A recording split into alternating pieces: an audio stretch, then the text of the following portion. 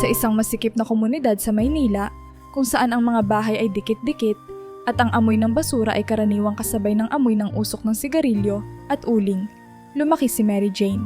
Sa murang edad pa lamang, alam na niya ang kahulugan ng salitang pagtitiis.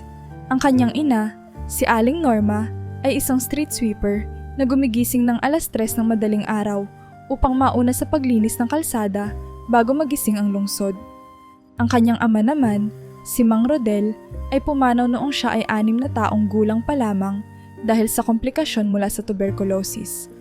Mula noon, si Aling Norma na lamang ang nagtaguyod kay Mary Jane.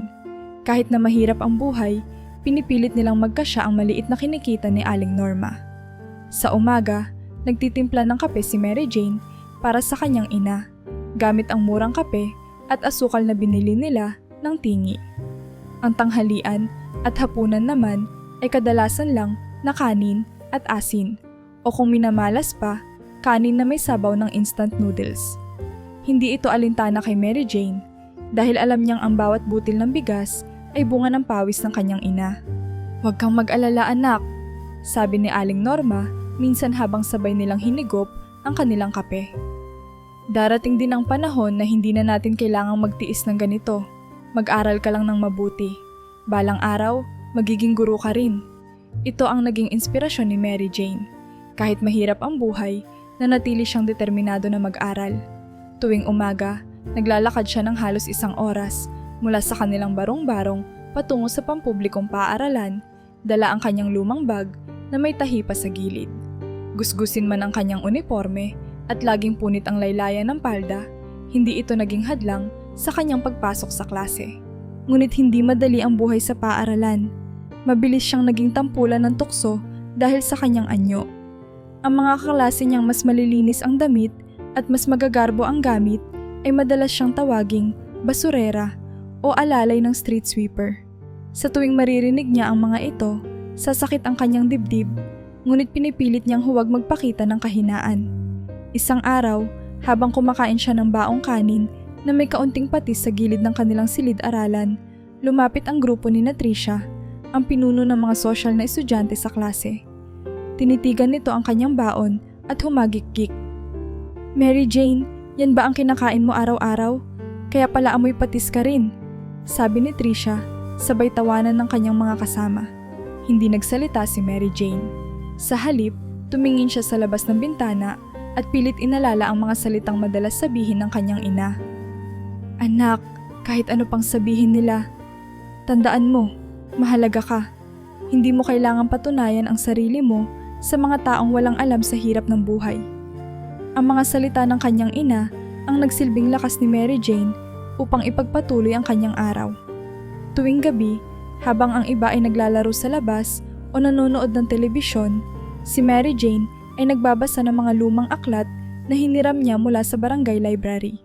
Sa liwanag ng isang gasera, tinutuklas niya ang mga hiwaga ng matematika, agham at kasaysayan. Pinangarap niyang balang araw, siya naman ang magtuturo sa mga batang tulad niya. Habang lumilipas ang mga araw, naging malinaw kay Mary Jane na hindi lamang kahirapan ang kalaban niya, kundi pati na rin ang mapanirang salita at pag-uugali ng ibang tao. Ngunit sa bawat hamon, lagi niyang iniisip ang kanyang ina, na araw-araw nagbabanat ng buto para sa kanya. Isang gabi, umuwi si Aling Norma na halatang pagod na pagod. Tumabi si Mary Jane sa kanya at niyakap ito ng mahigpit. "Ina, salamat po," bulong niya. "Para saan anak?" tanong ni Aling Norma, bagamat nakangiti. "Sa lahat po, sa pagmamahal nyo, sa pagsasakripisyo.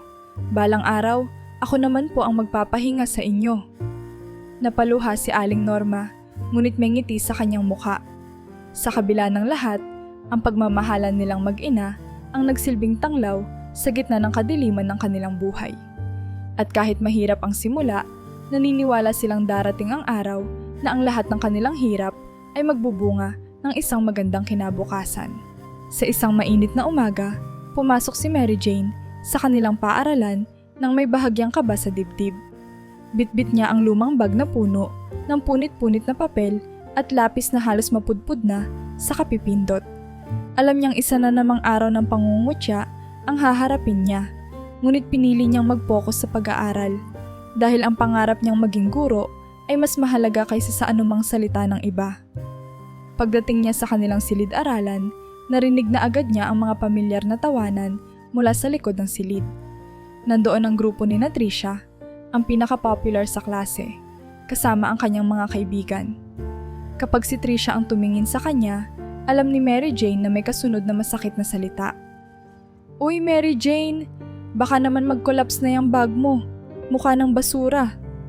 "Tulad mo," sabi ni Tricia habang ang mga kasama niya ay nagtawanan. Tumingin si Mary Jane sa kanyang bag. Kita ang mga tahi sa gilid na ginawa ng kanyang ina gamit ang lumang sinulid. Hindi na siya nagsalita at tahimik na umupo sa kanyang lamesa sa harap. Sa likod ng kanyang isipan, naroon ang pangakong paulit-ulit niyang sinasabi sa sarili. "Huwag kang magpaapekto, matatapos din ito, at balang araw, sila naman ang titingala sa'yo." Sa kabila ng pangungutya, palaging nasa unahan si Mary Jane sa klase. Kapansin-pansin ang pagiging aktibo niya sa mga talakayan, lalo na sa matematika. Ito rin ang dahilan kung bakit si Ginoong Santos, ang kanilang math teacher, ay laging nakabantay sa kanyang progreso. Bagamat may respeto si Ginoong Santos sa katalinuhan ni Mary Jane, may halong duda pa rin siya dahil sa kondisyon nito sa buhay. Minsan, iniisip niya kung paano nakakayanan na ng batang ito na makapag-aral ng mabuti kahit sa gitna ng kahirapan. Isang araw, sa gitna ng kanilang klase, nagsimula si Ginoong Santos na magbigay ng oral recitation. Tinawag niya ang ilang estudyante upang sagutin ang simpleng mga tanong sa math. Habang patuloy ang tanungan, pansin ni Mary Jane na maraming estudyante ang hindi makasagot ng tama, kabilang si Tricia. Tahimik na nagtatawanan ang iba kapag nagkakamali ang sinuman, ngunit hindi si Mary Jane. Sa kabila ng lahat, hindi siya kailanman naging masaya sa pagkakamali ng iba. Pagkatapos ng klase, habang naglalakad pa uwi, nilapitan siya ni Elmer, isa sa mga tahimik na estudyante sa kanilang klase. May dala itong isang makapal na libro na halatang bago. "Mary Jane, gusto mo bang gamitin ang libro na to? Hindi ko pa naman kailangan ngayon," alok ni Elmer habang nakangiti. Nagulat si Mary Jane sa kabaitan ng kaklase. "Talaga? Salamat Elmer, malaking tulong ito," sagot niya, bahagyang nahihiya ngunit taos-puso ang pasasalamat. Hindi iyon nakaligtas sa mga mata ni Tricia na nasa hindi kalayuan. Nagiinit ang kanyang ulo habang pinagmamasdan si Elmer na parang kinikilingan si Mary Jane. Kung akala niya magbabago ang tingin ng lahat sa kanya dahil lang sa librong yan, nagkakamali siya. Bulong ni Tricia sa sarili. Kinabukasan, muling naramdaman ni Mary Jane ang tensyon sa silid-aralan. Mas matindi ang mga bulong-bulungan at ramdam niyang may mga bagay na sinasabi ang grupo ni Tricia tungkol sa kanya. Sa kabila nito, pinili niyang tumahimik at mag-focus sa kanilang aralin. Alam niyang hindi niya kontrolado ang iniisip ng iba, ngunit kontrolado niya ang kanyang mga aksyon. Sa kabila ng lahat ng tukso at paninira, hindi bumitaw si Mary Jane sa kanyang mga pangarap. Alam niyang hindi ito magiging madali, ngunit nanatili siyang matatag. Sa bawat hakbang niya sa eskwela, dala niya ang pag-asa at pangarap na isang araw ay makakawala rin siya sa kahirapan. Ngunit ang mga susunod na araw ay magdadala ng mas malaking hamon sa kanya, hamong susubok sa kanyang determinasyon at talino. Mainit ang sikat ng araw na pumapasok sa bintana ng silid-aralan nang pumasok si Ginoong Santos sa klase. Bitbit ang kanyang makapal na libro sa matematika. Tahimik ang lahat ng estudyante, ngunit ramdam ni Mary Jane ang tensyon sa silid. May kakaibang seryosong ekspresyon si Ginoong Santos na tila nagdadala ng isang malaking hamon. "Ngayong araw, gusto kong makita kung sino sa inyo ang tunay na nakikinig sa klase," anya habang binuksan ang kanyang libro sa isang pahina na puno ng mga komplikadong equations. Tumingin ang lahat sa kanya, nagtataka ngunit halatang nag-aalala. Naglakad siya papunta sa pisara at mabilis na sumulat ng isang napakahirap na math problem. Napuno ang pisara ng mga numero, simbolo at ekwasyon na tila hindi maintindihan ng karamihan. Tumigil siya, humarap sa klase at ngumiti ng bahagya. Sino ang makakasagot nito? Aaminin ko, kahit ako noong nasa kolehiyo pa lang ay medyo nahirapan dito. Sabi niya na tila nang akit ng tapang sa mga estudyante. Nagkaroon ng bulong-bulungan sa klase. Walang sino man ang gustong mag-volunteer dahil halatang napakahirap ng tanong. Si Trisha, na karaniwang nagpapakitang gilas sa klase, ay yumuko at nagkunwaring abala sa kanyang libro. Si Elmer naman ay tahimik lang at halatang nag-iisip. Ngunit ang bulong-bulungan ay biglang tumigil nang tawagin ni Ginoong Santos ang pangalan ni Mary Jane. Mary Jane, halika dito sa harap, anya habang tinuturo ang pisara. Biglang lumakas ang bulungan.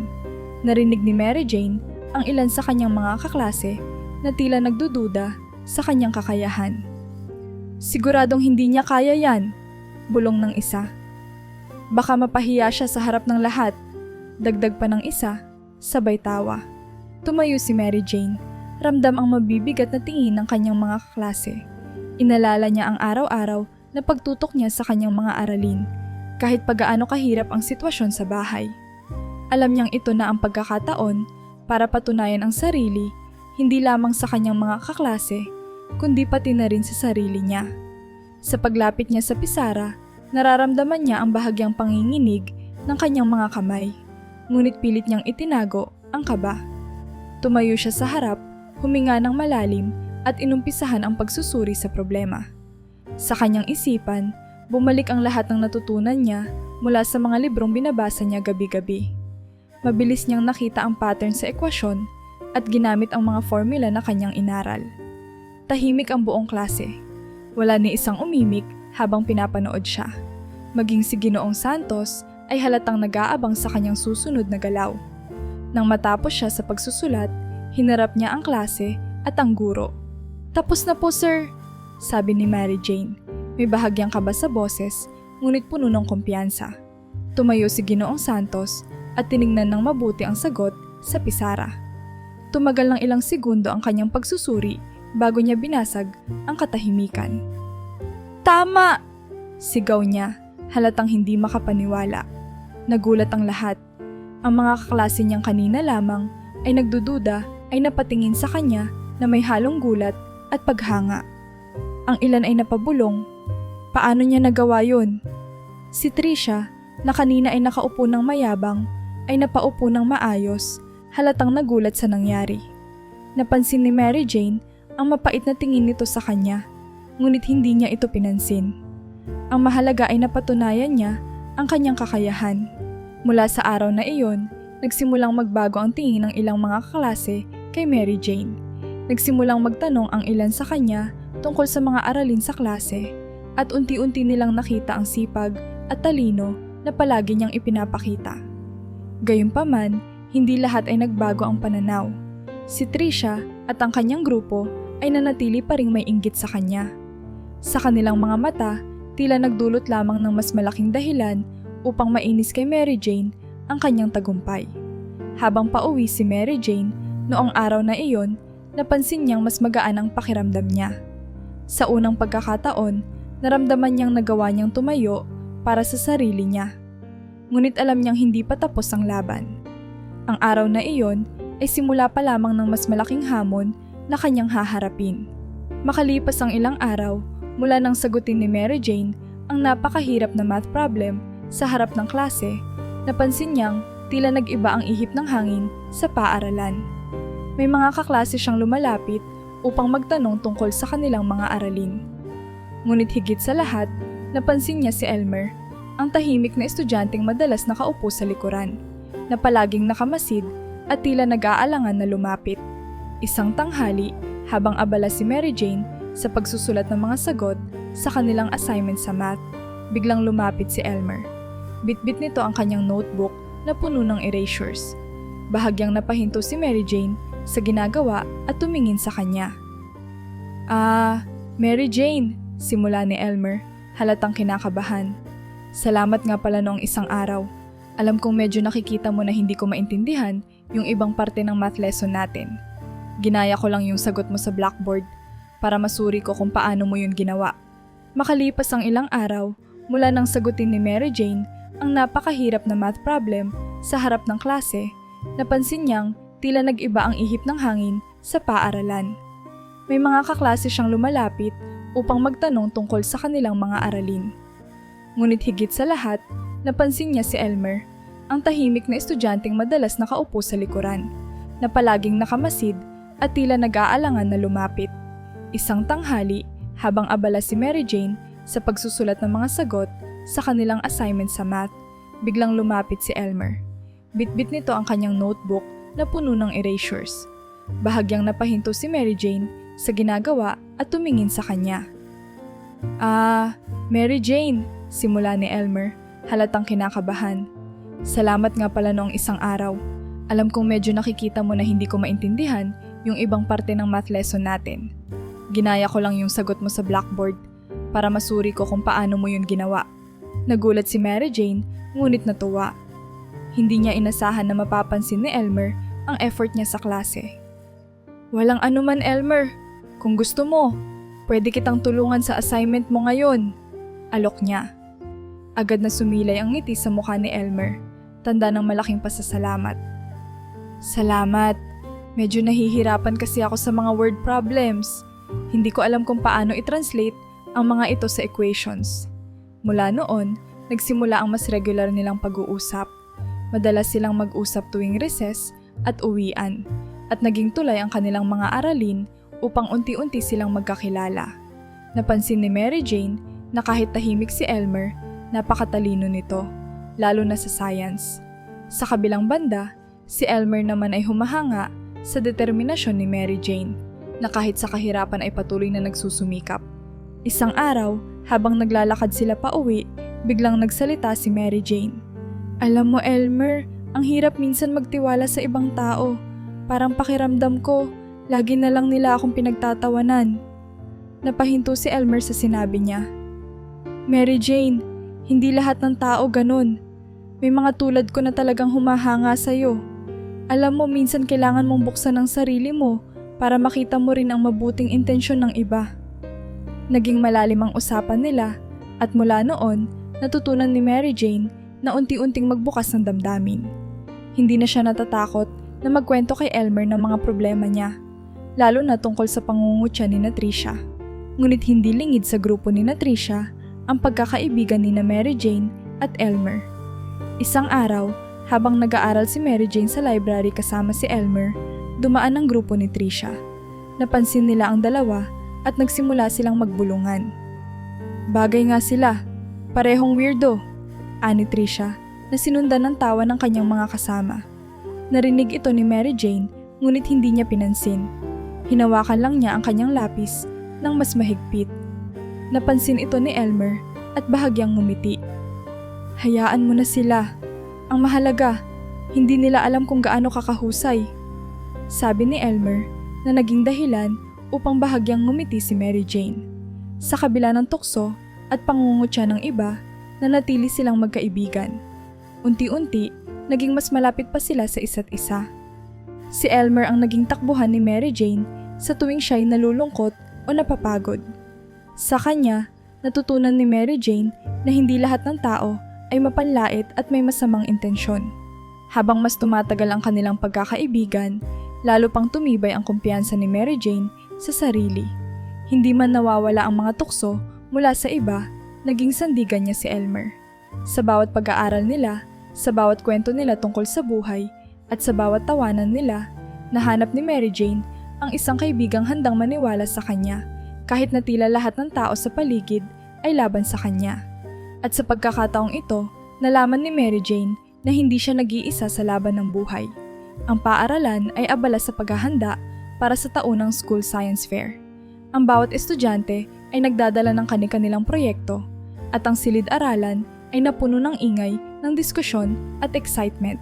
Para kay Mary Jane, ito ang pagkakataon niyang ipakita ang kanyang kakayahan hindi lamang sa kanyang klase, kundi sa buong paaralan.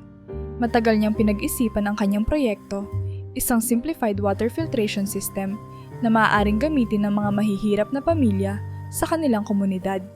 Ang proyekto ko ay makakatulong sa mga tulad natin, Inay, sabi ni Mary Jane habang masipag siyang nagtatahi ng mga bahagi ng kanyang prototype sa kanilang maliit na mesa sa bahay. Simple lang ito, pero sana maipakita ko kung paano nito mababago ang buhay ng mga tao. Si Elmer naman ang naging katuwang niya sa mga mas technical na aspeto ng proyekto. Dahil mahilig ito sa science, inalok niya ang kanyang tulong para masigurong maayos ang bawat bahagi ng system. Sigurado akong magugustuhan ito ng mga judges, ani Elmer habang inaayos ang mga tubo ng prototype. Lahat ng effort mo, sulit. Ngunit hindi lingid sa kaalaman ni Mary Jane na si Trisha ay patuloy na nagbabantay sa kanya. Nakita ni Trisha ang pagiging seryoso ni Mary Jane sa kanyang proyekto at hindi niya matanggap ang ideyang maaaring malampasan siya nito. Palagi kasing si Trisha ang nagwawagi sa mga patimpalak ng paaralan at ayaw niyang mawala ang kanyang reputasyon bilang pinakamagaling. Isang araw, bago ang science fair, lihim na pinasok ni Trisha ang lugar kung saan nakatabi ang mga proyekto. Nang makita ang water filtration system ni Mary Jane, sinimulan niyang sirain ang ilang bahagi nito. Pinutol niya ang mga tubo, sinira ang koneksyon, at sinabuyan ng tubig ang iba pang bahagi. Nang makita niyang halos hindi na magamit ang prototype, ngumiti siya ng masama at iniwan ito sa magulong estado. Kinabukasan, nang dumating si Mary Jane para kunin ang kanyang proyekto, nanlaki ang kanyang mga mata sa gulat. Halos hindi na makilala ang kanyang pinaghirapang system. Napaupo siya sa sahig, hawak ang sirang bahagi at hindi napigilang mapaluha. "Anak, anong nangyari?" tanong ng kanyang ina na kasama niyang dumating sa eskwelahan. "Inay, sira na po ang lahat," hikbi niya. "Hindi ko na po ito maipapakita bukas. Sayang lahat ng ginawa natin." Ngunit lumapit si Aling Norma at mahigpit siyang niyakap. "Mary Jane, hindi pa tapos ang laban. Tandaan mo, ang talino at determinasyon mo ang tunay na proyekto. Kaya pa nating ayusin to. Huwag kang susuko." Sa tulong ng kanyang ina at ni Elmer, agad silang naghahanap ng paraan upang ayusin ang proyekto. Bumalik si Aling Norma sa bahay upang kunin ang ilan pang ekstrang materyales, habang si Elmer ay sumugod sa hardware upang bumili ng mga bagong tubo. Kahit tila imposibleng matapos ang lahat sa loob lamang ng isang gabi, hindi tumigil si Mary Jane. Gamit ang liwanag ng gasera sa kanilang maliit na bahay, tinapos nila ang prototype bago sumikat ang araw. Sa araw ng science fair, maingat na itinayo ni Mary Jane ang kanyang proyekto. Bagamat hindi na ito kasing ganda ng orihinal niyang plano, gumana pa rin ito ng maayos. Nang siya na ang magpresenta, ipinakita niya kung paano kayang linisin ng simpleng system ang maruming tubig upang maging ligtas para sa mga pamilya. Nagulat ang mga hurado sa pagiging praktikal ng kanyang proyekto at pinuri siya sa pagiging makatao ng kanyang ideya. Nang tawagin ang nanalo ng unang gantimpala, hindi makapaniwala si Mary Jane nang marinig ang kanyang pangalan. Tumayo siya, nanginginig, at napaluha habang inaabot ang tropeyo. Ang kanyang ina, na nasa gilid, ay sumisigaw ng "Bravo anak!" habang pumapalakpak. Ngunit sa likod ng crowd, si Trisha ay nagpipigil ng galit. Hindi niya matanggap na kahit sa lahat ng ginawa niya upang sirain si Mary Jane, ito pa rin ang nagtagumpay. "Hindi pa tayo tapos," bulong niya sa sarili. "Mas titiyakin kong mapapahiya siya sa susunod." Pag-uwi nila, niyakap ni Mary Jane ang kanyang ina. "Inay, salamat po sa lahat ng ginawa niyo. Kung wala po kayo at si Elmer, hindi ko magagawa ito." Ngumiti si Aling Norma, ngunit may halong lungkot sa kanyang mga mata. "Anak, maraming hamon pa ang darating. Hindi lahat ng tao ay magiging masaya sa tagumpay mo. Pero tandaan mo, huwag mong hayaang sirain ng galit nila ang puso mo. Manatili kang matatag dahil ikaw ang liwanag sa ating madilim na buhay." At sa gabing iyon, sa kabila ng lahat ng hirap at sakripisyo, nakatulog si Mary Jane nang may ngiti sa kanyang mukha, habang iniisip ang susunod niyang laban sa hamon ng buhay.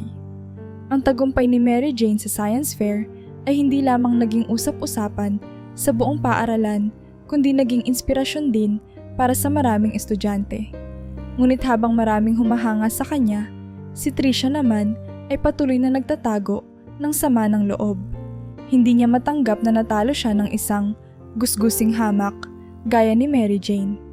Isang linggo matapos ang science fair, nagsimula si Tricia sa kanyang desperadong plano. Ginamit niya ang kanyang impluwensya sa ibang estudyante upang magpakalat ng maling balita tungkol kay Mary Jane. Alam niyo ba, sabi niya sa kanyang grupo sa kantin, na hindi naman siya talaga gumawa ng proyekto niya. Sinabi sa akin ng kaibigan ko na si Elmer daw ang nag-assemble ng lahat. Gumamit lang siya ng awa para makakuha ng boto mula sa mga judges. Nagsimulang magbulungan ang kanyang mga kasamahan at mabilis na kumalat ang balita sa buong paaralan. Ang mga estudyante ay nagkaroon ng mga tanong sa likod ng kanilang isipan at hindi nagtagal, pati ang ilang guro ay nagsimulang magduda. Si Mary Jane, na noon ay abala sa kanyang mga aralin, napansin ang kakaibang kilos ng mga tao sa paligid niya. Ang mga estudyanteng dati bumabati sa kanya ay biglang nagiging malamig. May mga guro rin na tila mas mahigpit kaysa dati. Isang araw, nilapitan siya ni Elmer habang nasa library. "Mary Jane, narinig mo na ba?" Tanong ni Elmer habang may halong pag-aalala ang muka. "Ano?" Sagot ni Mary Jane, naguguluhan. "May kumakalat na balita na hindi raw ikaw ang gumawa ng proyekto mo. Sinasabi nila na ako raw ang gumawa para sa'yo." Paliwanag ni Elmer. "Tricia na naman ang may pakana nito. Alam ko." Napabuntong hininga si Mary Jane. Sa loob-loob niya, gusto niyang magalit at sumugod kay Tricia, ngunit alam niyang hindi iyon ang tamang paraan. Sa halip, pinili niyang harapin ang sitwasyon ng may dignidad. "Elmer, hayaan mo na sila. Ipapakita ko na lang ang lahat ng ebidensya na ako talaga ang gumawa ng proyekto. Kahit na masakit, mas mahalaga ang katotohanan." Kinabukasan, pumunta si Mary Jane sa opisina ng kanilang prinsipal.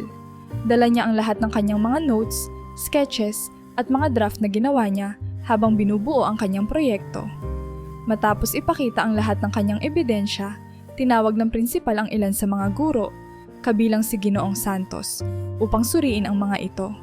Pinuri nila ang maayos na research at dedikasyon ni Mary Jane. "Walang duda na ikaw ang tunay na may akda ng proyekto, Mary Jane," sabi ng prinsipal habang nakangiti. "Ipinakita mo hindi lamang ang katalinuhan, kundi pati ang determinasyon at integridad. Ang mga nagkakalat ng maling impormasyon ay dapat mahiya sa kanilang ginagawa." Pagkatapos ng pulong, inihayag ng prinsipal ang kanilang desisyon sa harap ng klase. Ipinagtanggol niya si Mary Jane at ipinaliwanag ang kahalagahan ng pagiging patas sa anumang kompetisyon. Ang mga estudyante at guro na unang nagduda sa kanya ay napahiya at humingi ng paumanhin. Gayunpaman, si Tricia, na naroon din sa silid, ay tahimik lamang at pilit na tinatago ang kanyang galit.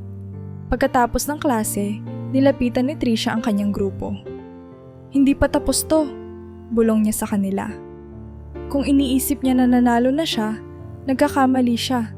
Mas bibigyan ko siya ng dahilan para mahiya sa lahat."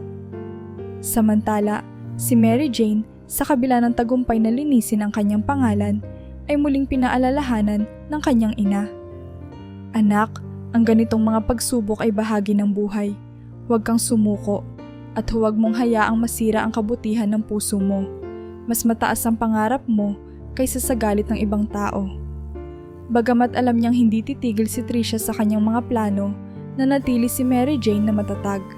Sa puso niya, alam niyang ang pinakamahalagang laban ay hindi lamang ang mapatunayan ang sarili, kundi ang manatiling tapat sa kanyang mga prinsipyo.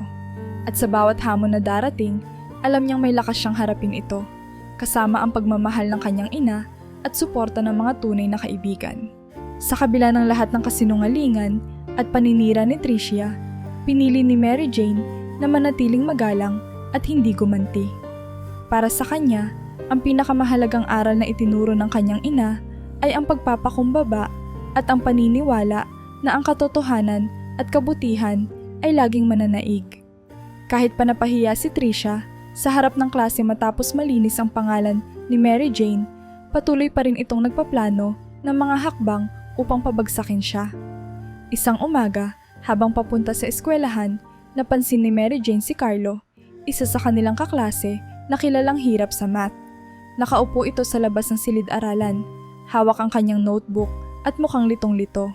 Lumapit si Mary Jane at kahit na maraming gawain ang ang naghihintay sa kanya, nagpa siyang tulungan ito. "Carlo, okay ka lang ba?" Tanong niya habang dahan-dahang umupo sa tabi nito. "Hindi ko talaga maintindihan ang assignment natin sa math." Amin ni Carlo na halatang nahihiya. "Palagi na lang akong bumabagsak sa exams. Wala akong maintindihan kahit gaano ko pasubukan." Ngumiti si Mary Jane. "Huwag kang mag-alala. Tulungan kita. Kailangan lang nating unti-unting pag-aralan ang mga konsepto. Magiging madali rin ito kapag nakuha mo na." Mula noon, tuwing recess at uwian, sinasamahan ni Mary Jane si Carlo upang turuan ito ng math. Ipinakita niya ang pasensya at dedikasyon sa pagtuturo, at unti-unti nagsimula nang makasabay si Carlo sa kanilang aralin. Ang kabutihan ni Mary Jane ay hindi nakaligtas sa mata ng iba nilang mga kaklase. Isa-isa silang nagsimulang humanga sa kanya, hindi lamang dahil sa kanyang talino, kundi pati na rin sa kanyang malasakit sa iba.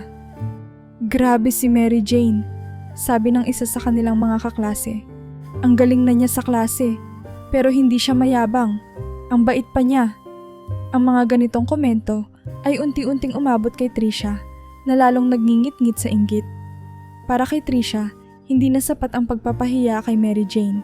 Kailangan niyang gumawa ng mas malaking plano upang tuluyang pabagsakin ito. Samantala, si Ginoong Santos, na tahimik na nakamasid sa mga nangyayari, ay napansin ang kakaibang kilos ni Trisha. Isang araw, matapos ang klase, kinausap niya ang ilang estudyanteng naririnig niyang nagkukwento tungkol sa mga maling balitang ikinakalat ni Trisha. Mabilis niyang nabuo ang buong larawan ng sitwasyon at hindi niya ito pinalampas. Kinabukasan, sa harap ng buong klase, tinawag ni Ginoong Santos si Trisha. "Trisha, may mga naririnig akong hindi maganda tungkol sa iyo. Hindi ko gusto ang mga gawin mo na nagpapabagsak ng kapwa estudyante. Ang mga ganitong klase ng kilos ay hindi dapat sa isang mag-aaral na gustong igalang." Napuno ng katahimikan ang buong silid-aralan. Si Trisha, na karaniwang palaban at maangas, ay napayuko sa kahihiyan. Ang kanyang mga kaibigan ay nagkatinginan, halatang naguguluhan sa sitwasyon.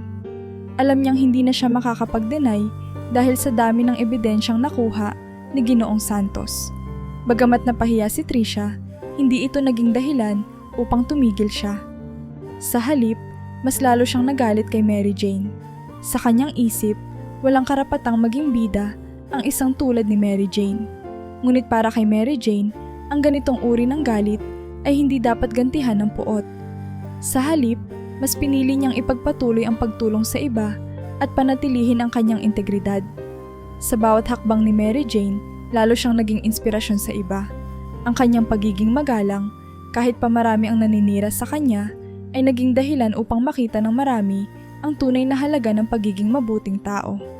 Ngunit alam ni Mary Jane na sa likod ng bawat tagumpay, may mas malalaking hamon pang darating, lalo na kay Trisha, na patuloy na naghahanap ng pagkakataon upang pabagsakin siya.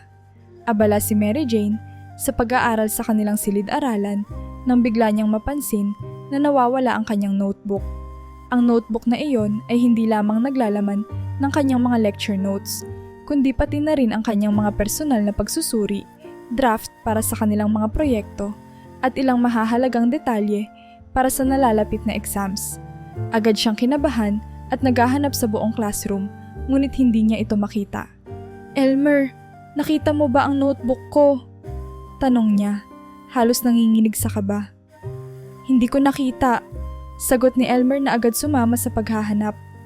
"Sigurado ka bang dinala mo ito kanina?" "Oo," sabi ni Mary Jane, halos maiyak na. "Iniwan ko ito sa mesa ko bago tayo pumunta sa library kanina. Alam kong narito lang yon." Habang patuloy silang naghahanap, nagsimulang kumalat ang balita tungkol sa nawawalang notebook ni Mary Jane. Sa loob ng isang araw, maraming estudyante ang nakarinig na nawawala ang kanyang mahahalagang gamit. Ang iba ay naawa, habang ang ilan, lalo na ang grupo ni Trisha, ay tila nagpipigil ng ngiti. Lumipas ang isang araw at wala pa ring balita tungkol sa nawawalang notebook. Si Mary Jane ay tila mas lalo pang nabalisa, lalo na't papalapit na ang kanilang pagsusulit. Ang notebook na iyon ang nagsilbing pangunahing gabay niya sa pag-aaral. Ngunit sa ikalawang araw, isang kakaibang balita ang dumating. Isang janitor ang nakakita ng notebook sa isang locker sa dulo ng pasilyo. Agad itong inireport sa principal. Sa hindi inaasahang pagkakataon, ang locker ay naka-assign kay Trisha. "Sigurado po akong hindi ko ito nilagay dyan," pagdedepensa ni Trisha sa harap ng principal, habang hawak ang nawawalang notebook ni Mary Jane. "Baka may naglagay niya nang hindi ko alam." "Trisha, paano kaya ito napunta sa locker mo?" tanong ng principal, halatang nagdududa. Ito ba ay sinadya o isang pagkakamali? Sa puntong iyon, si Mary Jane ay nakatayo lamang sa gilid, tahimik ngunit halatang may bigat ang nararamdaman. Hindi niya inasahang mangyayari ito, lalo pat alam niyang palaging galit si Trisha sa kanya. "Sir, hindi ko talaga alam kung paano ito napunta sa akin," patuloy na paliwanag ni Trisha. "Hindi ko kailanman gagalawin ang gamit ni Mary Jane." Ngunit hindi kinuha ng prinsipal ang mga sagot niya bilang sapat na paliwanag. Upang linawin ang sitwasyon, sinuri ng prinsipal ang CCTV footage mula sa araw na nawala ang notebook. Doon nila nakita ang mismong footage kung saan si Trisha ang nakitang nagbukas ng locker at naglagay ng notebook. "Trisha, ano ang paliwanag mo rito?" tanong ng prinsipal na halatang hindi na nasisiyahan. Hindi na nakapagsalita si Trisha. Alam niyang wala ng paraan upang maipaliwanag ang kanyang ginawa. Sa huli, sinabi ng prinsipal ang desisyon. Si Trisha ay masususpinde ng 2 linggo bilang parusa. Ang balitang ito ay mabilis na kumalat sa buong eskwelahan. Ang mga estudyante ay nagulat sa nalaman at marami ang nagtaka kung bakit kailangang gawin iyon ni Trisha kay Mary Jane. Samantala, si Trisha ay hindi mapakali sa kahihiyan na kanyang nararanasan. Pagkatapos ng klase, tahimik na nilapitan ni Trisha si Mary Jane sa gilid ng eskwelahan. Sa unang pagkakataon, bumaba ang kanyang pride at binigkas ang mga salitang hindi niya inakalang sasabihin niya. "Mary Jane," sabi niya, halos pabulong.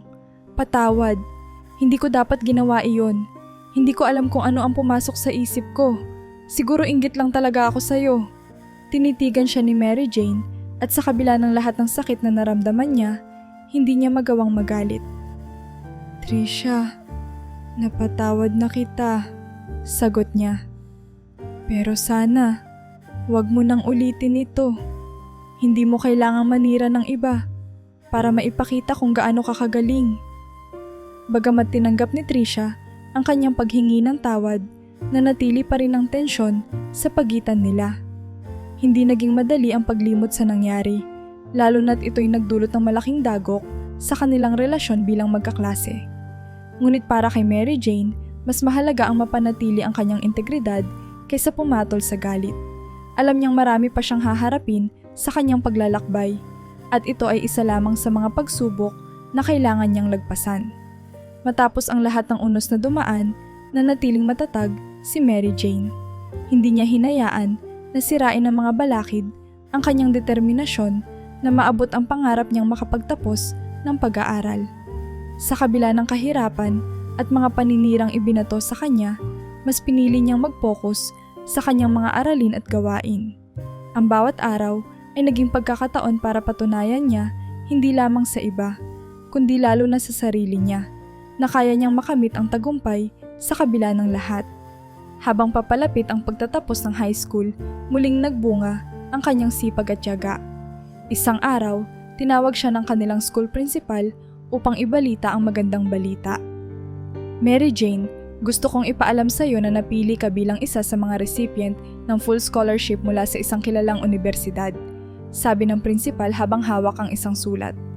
"Ang iyong academic excellence at dedikasyon ay hindi napansin ng mga tagapili." Halos hindi makapaniwala si Mary Jane sa kanyang narinig. Naluha siya sa tuwa habang mahigpit na hinawakan ang sulat. Sa likod ng kanyang isipan, naisip niya ang lahat ng hirap na pinagdaanan niya at ng kanyang ina upang makarating sa puntong iyon. Pag-uwi niya sa kanilang bahay, agad niyang ibinahagi ang balita sa kanyang ina.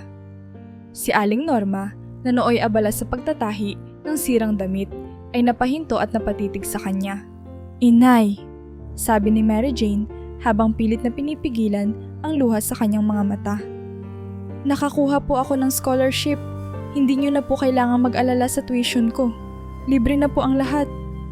Agad na niyakap siya ng kanyang ina, mahigpit at puno ng pagmamalaki. Anak, alam kong kaya mo. Lagi kitang ipinagdarasal na maabot mo ang iyong mga pangarap. Ito na ang bunga ng lahat ng sakripisyo natin.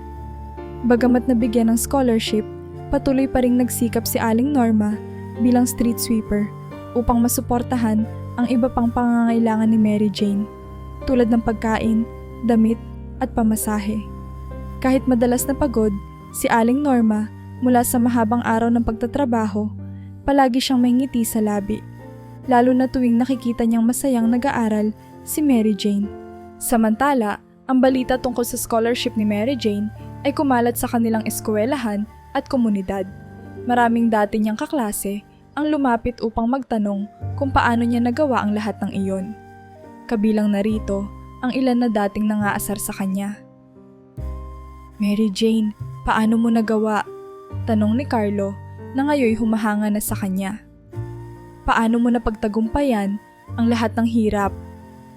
Ngumiti si Mary Jane at tumingin sa kanya. Walang sikreto, Carlo. Sipag, tiyaga at pananampalataya lang. Lahat tayo ay may pagkakataong magtagumpay, pero kailangan gawin natin ang lahat ng ating makakaya. Kahit si Trisha, na noon ay palaging naiinggit sa kanya, ay napilitang humanga sa tagumpay niya. Bagamat nanatili ang tensyon sa pagitan nila, alam ni Trisha na hindi matatawaran ang sipag at determinasyon ni Mary Jane. Sa mga gabing tahimik, madalas na iniisip ni Mary Jane ang mga pangarap niya sa buhay. Nakikita niya ang sarili niyang nagtuturo sa isang silid-aralan, napapalibutan ng mga batang tulad niya noon, mga batang nangangarap din ng mas magandang buhay. Sa kanyang puso, alam niyang ito ang dahilan kung bakit hindi siya dapat tumigil. Hindi ako titigil, bulong niya sa sarili habang nagsusulat ng notes sa ilalim ng liwanag ng isang gasera. Gagawin ko ang lahat para maabot ang aking mga pangarap, para kay inay, para sa mga tulad kong nangangarap at para sa sarili ko. Ang araw ng kanyang high school graduation ay dumating. Habang umaakyat siya sa entablado upang tanggapin ang kanyang diploma, nakita niya ang kanyang ina sa gitna ng mga tao. Nakatayo si Aling Norma, palakpak ng palakpak, habang tumutulo ang luha ng kasiyahan sa kanyang mga mata. Sa pagtatapos ng araw, habang magkatabi silang kumakain ng kanin at simpleng ulam sa kanilang maliit na mesa, sabay nilang hinarap ang bagong yugto ng kanilang buhay. Alam nilang mas marami pang hamon ang darating, ngunit sa bawat hakbang na gagawin ni Mary Jane, bitbit niya ang pagmamahal at suporta ng kanyang ina, at ang pangarap na isang araw ay magbigay inspirasyon sa mas marami pang tao. Ang unang araw ni Mary Jane sa universidad ay puno ng halong kaba at pananabik. Ang malalaking gusali, ang modernong pasilidad, at ang mga estudyanteng formal manamit ay labis nakakaiba sa kanyang nakasanayan sa maliit na public school na pinanggalingan niya. Kahit may scholarship siya na sumasagot sa tuition fee, alam niyang hindi matatakpan nito ang ibang pangangailangan tulad ng pagkain, pamasahe, at gamit sa eskwela. Kaya naman, pinangako niya sa sarili na kailangang magdoble kayod siya upang masigurong magtatagumpay siya rito. Habang naglalakad siya sa pasilyo patungo sa kanyang unang klase, biglang napansin niya ang isang babae na tila nawawala. Maganda ito, halatang mula sa isang mayamang pamilya dahil sa suot nitong branded na damit at sapatos. Hawak nito ang isang schedule at tumitingin-tingin sa paligid. "Excuse me," tawag ng babae habang nilalapitan si Mary Jane. "Alam mo ba kung saan ang room 302? Hindi ko mahanap." Ngumiti si Mary Jane. "Oo, doon iyon sa kabilang building. Papunta rin ako roon, sabay na tayo." Mula noon, naging malapit si Mary Jane sa babaeng nagngangalang Sofia.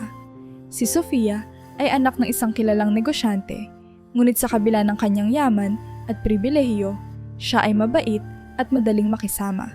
Sa kanilang pag-uusap, nalaman ni Sofia ang kwento ni Mary Jane, ang kahirapan niya, ang pagsusumikap ng kanyang ina, at ang kanyang pangarap na maging guro. "Alam mo, Mary Jane," sabi ni Sofia habang nagkakape sila sa kantin, Humahanga ako sa'yo. Napakalaki ng respeto ko sa mga taong tulad mo na hindi sumusuko sa buhay. Sana maging magkaibigan tayo. Napangiti si Mary Jane. Sa kabila ng mga pagkakaiba nila sa estado ng buhay, naramdaman niyang totoo ang sinasabi ni Sofia.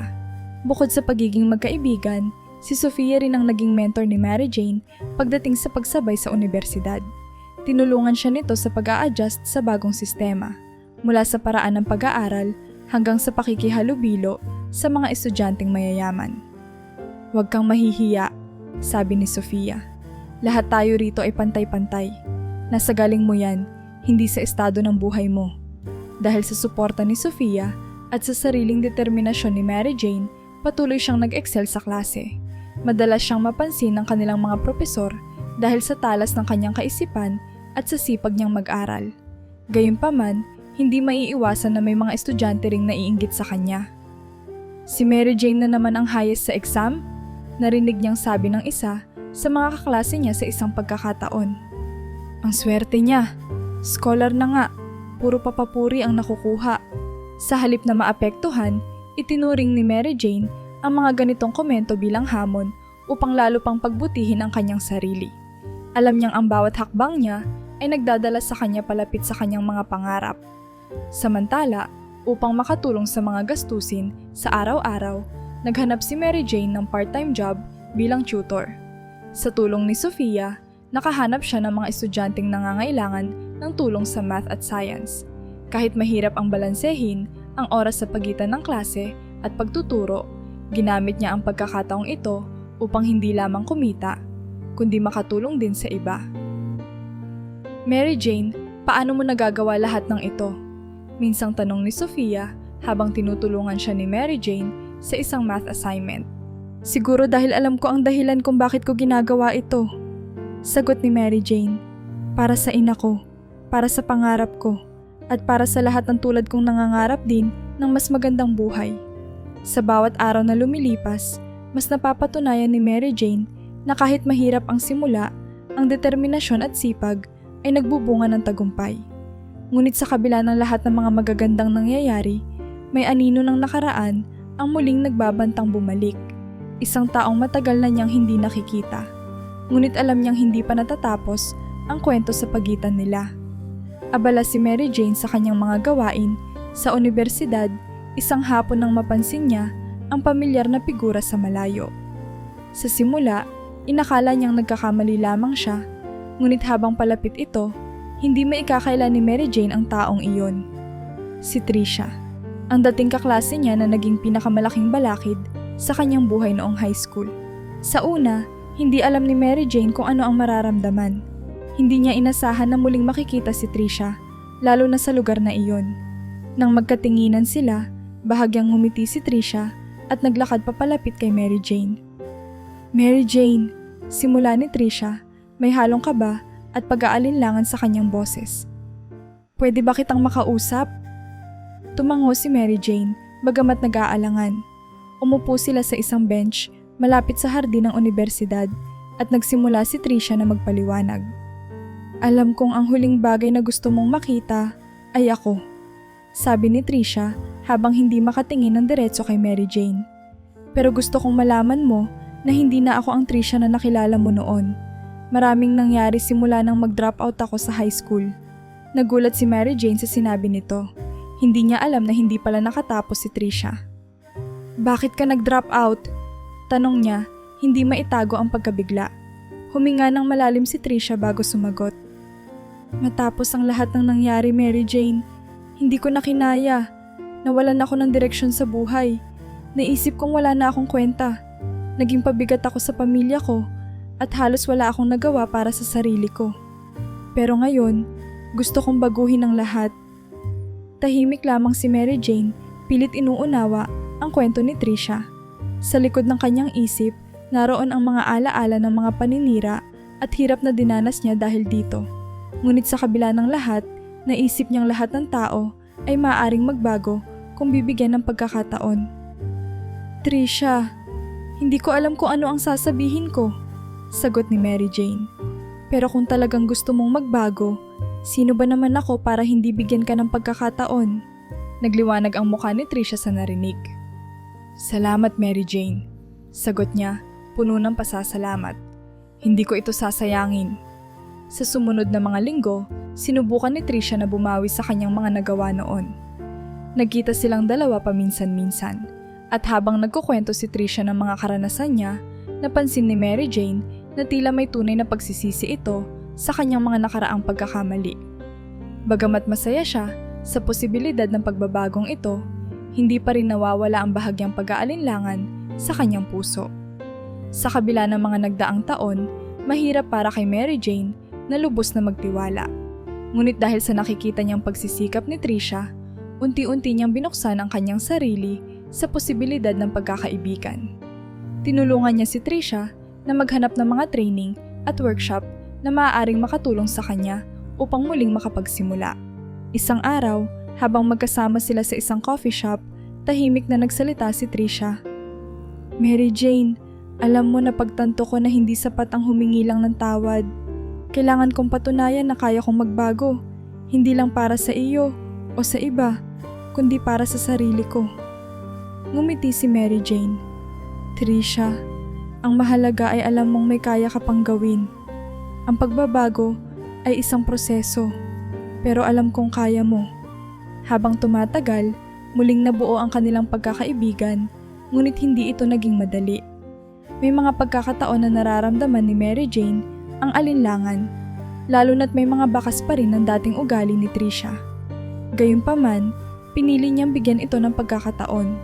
Sa paniniwalang bawat tao ay may kakayahang magbago kung sila'y handa. Hindi nagtagal, napatunayan ni Trisha ang kanyang sinseridad. Sa kanyang pagsisikap, natutunan niyang tanggapin ang kanyang mga pagkakamali at gamitin ang mga ito bilang aral. Unti-unti rin siyang nagkaroon ng direksyon sa buhay at nagsimulang maghanap ng trabaho upang tulungan ang kanyang pamilya. Sa huli, napagtanto ni Trisha na ang tunay na pagbabago ay nagsisimula sa pagtanggap sa sarili at sa responsibilidad sa mga maling nagawa. Sa tulong ni Mary Jane, natutunan niyang magpatawad hindi lamang sa iba, kundi lalo na sa kanyang sarili. Bagamat nanatili ang ilang tensyon sa kanilang relasyon, isang bagay ang naging malinaw. Pareho nilang ginusto ang pagkakataong magbago at magtulungan para sa mas magandang kinabukasan. Ang 4 na taon sa unibersidad ay puno ng sakripisyo at pagsubok para kay Mary Jane. Ngunit sa bawat hakbang ay dala niya ang pangarap na magtagumpay para sa kanyang sarili, sa kanyang ina at sa kanilang komunidad. Dumating ang araw na pinakahihintay niya, ang araw ng pagtatapos. Sa ilalim ng mainit na sikat ng araw, nakaupo si Mary Jane kasama ang daan-daang mag-aaral sa isang malawak na quadrangle, suot ang kanyang toga at mortarboard. Ngunit ang araw na ito ay higit pa sa isang simpleng pagtatapos. Ito ay simbolo ng lahat ng hirap at determinasyon na kanyang inialay upang marating ang puntong iyon. Habang tinatawag ang pangalan ng bawat mag-aaral, ang kapaligiran ay napuno ng kasiyahan at pagbati. Nang sa wakas ay marinig niya ang kanyang pangalan, Mary Jane Santos, summa cum laude. Nagulat siya sa lakas ng palakpakan mula sa mga tao. Tumayo siya, pilit na pinipigilang tumulo ang luha, habang umaakit sa entablado upang tanggapin ang kanyang diploma. Sa gilid ng entablado, nakita niya ang kanyang ina, si Aling Norma, nakasuot ng pinakamaayos nitong damit, tumutulo ang luha habang palakpak ng palakpak. Ang tagumpay na ito ay hindi lamang para kay Mary Jane, ito ay para sa kanilang dalawa. Nang makababa siya mula sa entablado, agad siyang niyakap ng kanyang ina. "Anak, napakagaling mo," sabi ni Aling Norma habang humihikbi. "Ang lahat ng sakripisyo natin, sulit na sulit. Napaka-proud ko sa'yo." "Salamat, inay," sagot ni Mary Jane, mahigpit na niyakap ang ina. "Ito po ay dahil sa inyo. Kung hindi po kayo nagtiyaga, hindi ko ito mararating." Ang tagumpay ni Mary Jane ay hindi lamang nanatili sa araw ng pagtatapos. Matapos ang ilang buwan, nagsimula siyang magturo sa isang pampublikong paaralan sa kanilang komunidad. Sa kabila ng mga oportunidad na magturo sa mga prestihiyosong paaralan, pinili niyang bumalik kung saan siya nanggaling upang makatulong sa mga batang tulad niya noon. Ang kanyang pasensya, husay at dedikasyon ay mabilis na napansin ng mga magulang, guro at mag-aaral. Hindi nagtagal, naging tanyag siya bilang isang mahusay na guro na hindi lamang nagtuturo ng mga aralin sa silid-aralan, kundi nagbibigay din ng inspirasyon sa kanyang mga estudyante. Si Ma'am Mary Jane po ang dahilan kung bakit gusto kong mag-aral ng mabuti, sabi ng isang estudyante sa kanyang panayam sa isang lokal na pahayagan. Hindi lang po siya nagtuturo ng lessons, kundi pati ng buhay.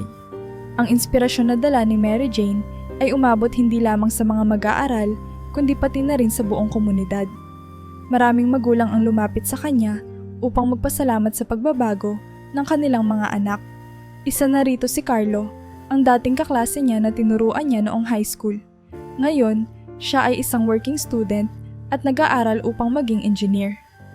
Mary Jane, sabi ni Carlo minsang nagkita sila sa isang community event, kung hindi dahil sa'yo, baka hindi ko na ituloy ang pag-aaral ko. Salamat sa lahat ng tulong mo noon. Ngunit ang isa sa mga hindi inaasahang bumalik sa kanyang buhay ay si Trisha. Ang dating kaklase at karibal niya na ngayon ay mas mababa na ang kumpiyansa sa sarili matapos ang mga maling desisyon sa buhay, ay lumapit kay Mary Jane upang humingi ng payo. Mary Jane, simula ni Trisha, halatang nahihiya. Gusto ko sanang humingi ng tawad sa lahat ng nagawa ko noon. Hindi ko alam kung paano ka nagkaroon ng lakas ng loob na magpatuloy kahit sa lahat ng ginawa ko. Gusto kong magsimula ulit, pero hindi ko alam kung paano. Tinitigan ni Mary Jane si Trisha. Bagamat may kaunting pag-aalinlangan sa kanyang puso, alam niyang lahat ng tao ay may kakayahang magbago. Hinawakan niya ang kamay ni Trisha at nagsalita. Lahat tayo ay may pagkakataong magsimula ulit, pero hindi ito magiging madali. Kailangan mong magsikap at magpatawad sa sarili mo. Kung may maitutulong ako, nandito lang ako. Muling napatunayan ni Mary Jane na ang pagsusumikap at kabutihan ay laging may magandang resulta. Ang kanyang tagumpay ay hindi lamang tungkol sa diploma o mga parangal, kundi sa kakayahan niyang magbigay ng inspirasyon sa iba. Ang kwento niya ay nagpakita na sa kabila ng lahat ng pagsubok, ang determinasyon at pagmamahal sa pamilya ay sapat upang maabot ang mga pangarap. At sa bawat hakbang na gagawin niya mula rito, dala niya ang pangarap na hindi lamang baguhin ang kanyang sariling buhay, kundi ang buhay ng mga tao sa kanyang paligid. Makaraan ng ilang taon, matapos maging tanyag bilang isang guro, nagpasya si Mary Jane na tuparin ang isa pa niyang pangarap, ang magpatayo ng sariling paaralan para sa mga batang mahirap sa kanilang komunidad. Matagal na itong nasa isip niya. Isang paaralan na hindi lamang magtuturo ng akademikong kaalaman, kundi magbibigay din ng pag-asa at oportunidad sa mga batang tulad niya noon. Hindi naging madali ang proseso. Nagsimula si Mary Jane sa maliit na lote sa gilid ng kanilang barangay na ipinahiram ng isang dating kaklase na humanga sa kanyang layunin. Gamit ang ipon niya mula sa kanyang pagtuturo at tulong mula sa mga donasyon ng mga tao sa kanilang komunidad, unti-unti niyang naitayo ang paaralan. Simple lang ito, mga silid na gawa sa kahoy, may bubong na yero at mga upo ang gawa ng mga lokal na karpintero. Pinangalanan niya itong Pag-asa Learning Center. Anak, napakaganda ng nagawa mo, sabi ni Aling Norma habang tinitingnan ang mga bagong pinturang dingding ng silid-aralan. Hindi ko akalain na mangyayari ang ganito. Inay, kung hindi dahil sa inyo, hindi ko ito mararating, sagot ni Mary Jane. Ngayon, gusto kong ibalik ang lahat ng biyayang natanggap natin sa mga batang nangangailangan. Sa pagbubukas ng paaralan, naging katuwang ni Mary Jane ang kanyang ina. Si Aling Norma ang tumulong sa pangangalaga ng paaralan, mula sa paglilinis ng mga silid hanggang sa pag-aalaga ng mga halaman sa paligid. Sa kabila ng kanyang edad, masigla niyang ginampanan ang kanyang tungkulin. Masaya na nakikita ang mga batang pumapasok araw-araw na may dalang ngiti sa kanilang mga mukha. Bukod kay Aling Norma, bumalik din sa buhay ni Mary Jane si Elmer, ang kanyang dating kaklase at matalik na kaibigan. Sa panahong iyon, si Elmer ay isa ng ganap na guro sa science. Nang malaman niya ang adhikain ni Mary Jane, agad siyang nag-alok ng tulong.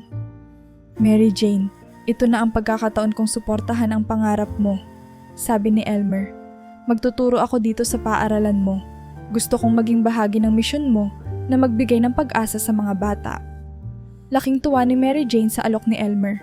Magkasama nilang binuo ang kurikulum para sa mga bata, sinigurado nilang ang bawat isa ay magkakaroon ng tamang edukasyon, anuman ang estado ng kanilang buhay. Naging inspirasyon din si Elmer sa mga guro at estudyante dahil sa kanyang kahusayan at pagmamahal sa pagtuturo. Isang araw, laking gulat ni Mary Jane nang bumalik si Tricia, ang dating kaklase niyang minsang naging kaaway. Sa pagkakataong ito, ibang Tricia na ang humarap sa kanya. Bitbit nito ang kanyang resume at liham ng aplikasyon bilang volunteer teacher sa paaralan. Mary Jane, sabi ni Tricia habang bahagyang yumuko, alam kong napakarami kong nagawang mali noon, pero gusto kong magsimula ulit. Gusto kong maging bahagi ng layunin mo na tumulong sa mga bata. Sana, bigyan mo ako ng pagkakataon. Napansin ni Mary Jane ang sinseridad sa mga mata ni Tricia. Bagamat may bahid ng pagdududa, naalala niya ang sariling prinsipyo, ang pagbibigay ng pangalawang pagkakataon. Tinanggap niya si Tricia bilang volunteer teacher at sa paglipas ng panahon, napatunayan niyang seryoso ito sa pagbabago. Si Tricia ay naging mas malapit sa mga bata, nagiging inspirasyon na rin dahil sa kanyang kwento ng pagbabago. Habang lumalago ang paaralan, lalong napansin ng buong komunidad ang malaking pagbabago sa kanilang lugar. Ang mga mag-aaral ng Pag-asa Learning Center ay hindi lamang nagpakita ng husay sa pag-aaral kundi ng malasakit at disiplina sa kanilang kapwa. Maraming guro mula sa iba't ibang paaralan ang bumisita upang matutunan ang mga pamamaraan ng pagtuturo ni Mary Jane at ng kanyang team. Ma'am Mary Jane, sabi ng isang magulang sa kanya isang araw, dahil po sa inyo, nagkaroon ng pag-asa ang mga anak namin. Napakalaking bagay po ang nagawa ng paaralan ninyo para sa aming pamilya. Sa bawat hakbang ng kanilang tagumpay, nanatiling mapagpakumbaba si Mary Jane. Sa tuwing may nagsasabi ng papuri sa kanya, lagi niyang sinasabi, hindi ito tungkol sa akin, ito ay tungkol sa mga bata at sa komunidad natin. Lahat tayo ay may papel na ginagampanan sa pagbabago. Sa huling bahagi ng araw, habang pinagmamasdan ni Mary Jane ang mga estudyanteng naglalaro sa bakuran ng paaralan, naramdaman niya ang malalim na kasiyahan. Ang dati niyang pangarap ay hindi lamang natupad, kundi lumampas pa sa kanyang inaasahan. Sa bawat ngiti ng mga bata, sa bawat bagong kwento ng tagumpay, napatunayan niya na kahit gaano kahirap ang simula, ang determinasyon, kabutihan, at pananampalataya ay sapat upang magtagumpay sa buhay. Ito ang simula ng mas maraming pagbabago at inspirasyon, hindi lamang para kay Mary Jane, kundi para sa buong komunidad na dati nagdusa sa kahirapan, ngunit ngayon ay napapaligiran ng liwanag ng edukasyon at pag-asa.